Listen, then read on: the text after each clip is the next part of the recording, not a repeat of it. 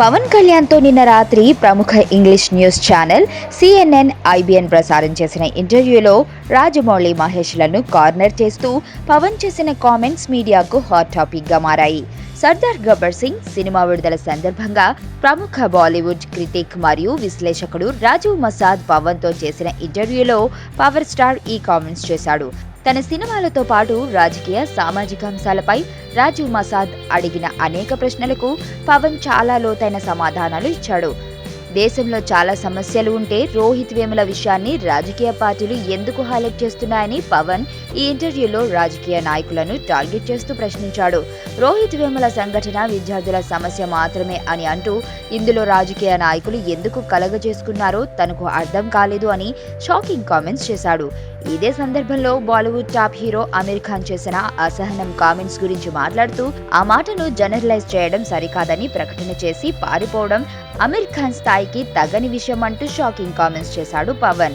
ఇక సినిమాల గురించి మాట్లాడుతూ తాను నటించిన సినిమాలు కూడా తాను పూర్తిగా చూడనని మరో ఆశ్చర్యకర కామెంట్ చేశాడు పవన్. ఇక బాహుబలి సినిమా గురించి మాట్లాడుతూ తాను ఇప్పటి వరకు ఆ సినిమాను చూడలేదని అంటూ తన అభిమానులు మాత్రం తన సినిమా రాజమౌళి దర్శకత్వంలో ఉంటే బాగుంటుంది అని సూచనలు ఇచ్చిన విషయాన్ని బయటపెడుతూ రాజమౌళిపై ఆశ్చర్యకర కామెంట్ చేశాడు పవన్.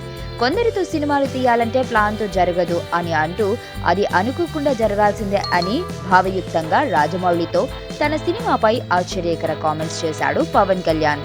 ఇదే సందర్భంలో ప్రిన్స్ మహేష్ బాబు గురించి మాట్లాడుతూ మహేష్ తనకు పోటీ అని తాను ఎప్పుడూ ఫీల్ అవ్వలేదని, గతంలో తాను నటించిన జల్సా సినిమా విడుదలైన సందర్భంలో పైరసీకి వ్యతిరేకంగా తనతో కలిసి పోరాటం చేయడమే కాకుండా జల్సా సినిమాకు వాయిస్ ఓవర్ ఇచ్చిన మంచి మనసు మహేష్ది అని అంటూ మహేష్ తన శత్రువు కాడు అంటూ షాకింగ్ కామెంట్స్ చేశాడు పవన్.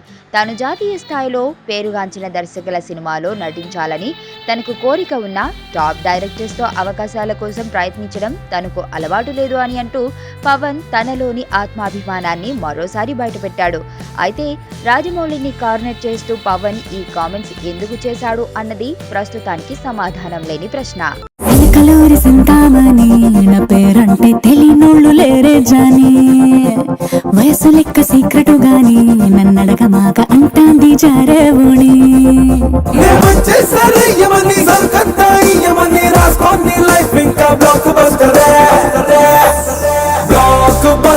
బ్లాక్ బస్టర్ నే చేస్తే నీ లైఫ్ బ్లాక్ బస్టర్.